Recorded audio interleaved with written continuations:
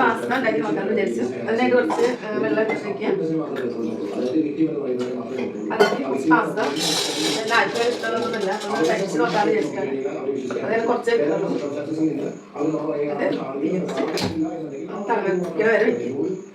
ഇതിലേക്ക് കുറച്ച് ഉപ്പ് ഇട്ട് തിളയ്ക്കണം, എന്നാലും അത് കിട്ടുള്ളൂ. പാസ്ത ഉണ്ടാക്കാനായിട്ട് ക്യാപ്സിക്കം ഒന്നെടുക്കുന്നത്, തക്കാളി, വെളുത്തുള്ളി, പിന്നെ ക്യാരറ്റ്, സവോള, ഇഞ്ചി, മല്ലിയില, വേപ്പില കുറച്ചിട്ട് ക്യാപ്സിക്കം ഇട്ടിട്ടുണ്ട്. എന്നാലും ഇപ്പോൾ വെന്തുണ്ടാവും. തീ ഓഫ് ചെയ്ത് കുറച്ച് നേരം അങ്ങനെ എടുത്ത് വയ്ക്കും. പച്ചമുളകും സവോളയും വേപ്പിലൊക്കെ കഴുകാൻ കുറച്ച് വെള്ളം എടുക്കാം.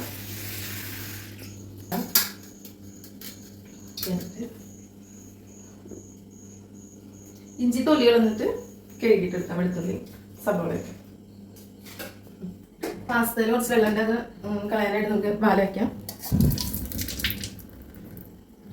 ഇതിൽ വയ്ക്കാം. കഴുകി വെച്ചിരിക്കുന്ന സവോള എടുത്ത് ഇനി അരിയാം. കുറച്ചുള്ള കാരണം കുറച്ച് ചേർക്കാൻ പറ്റില്ല സാധനം. ഒരു ചട്ടി എടുത്ത് വെച്ച് തീ വെച്ച് ചൂടാകുമ്പോൾ അതിലേക്ക് വെളിച്ചെണ്ണ ഒഴിച്ച് കൊടുക്കുക. ആദ്യം കുറച്ച് സവോള വഴറ്റാനായിട്ടിടുക. സവോള മാത്രമേ കഴിഞ്ഞിട്ടുള്ളൂ, ബാക്കി പിന്നാലെ അരിയാം. തക്കാളി ചേട്ടനൊന്നും തക്കാളി പകുതി എടുക്കണുള്ളൂ, കുറച്ചല്ലേ എല്ലാവരും ഉള്ളൂ. അതായത്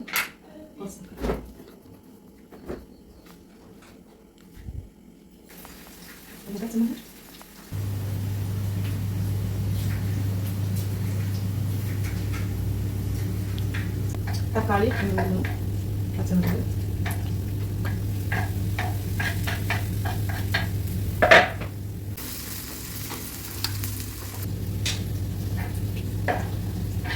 ഇങ്ങനെ ഉണ്ടാക്കാതെ എനിക്ക് അറിയില്ല, എന്നാലും ട്രൈ ചെയ്യാന്ന് വിചാരിച്ചിട്ടാണ്.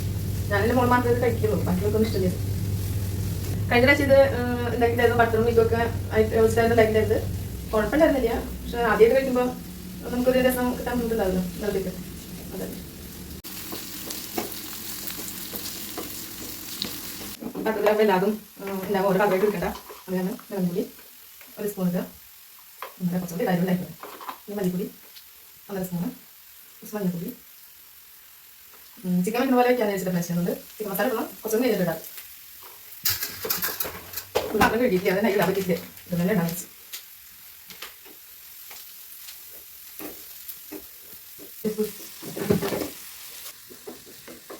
റെഡി ആയി വന്നിട്ട് അതിലേക്ക് കുറച്ച് ചിക്കൻ മസാല കൂടി എടുത്തിടാം. കുറച്ചിടാം. ഇതിൻ്റെ പച്ചമുളക് മാറി കളർക്ക് മാറി വന്നിട്ട് അതിലേക്ക് എടുത്ത് വെച്ചിട്ടുള്ള പാസ്ത എടുത്തിടാം.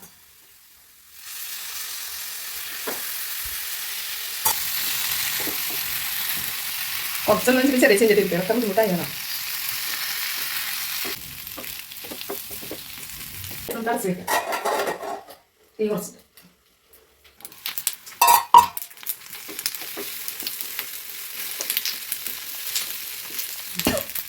ഇതിലേക്ക് കുറച്ച് മല്ലിയില വെതറി കൊടുക്കാം. ഇപ്പം നമ്മുടെ പാസ്ത റെഡി ആയിട്ടുണ്ട്. നല്ല ടേസ്റ്റ് ഉണ്ട് പാസ്ത. നല്ല ഉണ്ടാക്കുമ്പോഴല്ല ഒന്നുകൂടി രസമില്ല. നല്ല ഉണ്ടാക്കുമ്പോൾ മോൻ കൂടി ഒന്ന് കഴിച്ചു നോക്ക്. നല്ല രസമല്ലേ?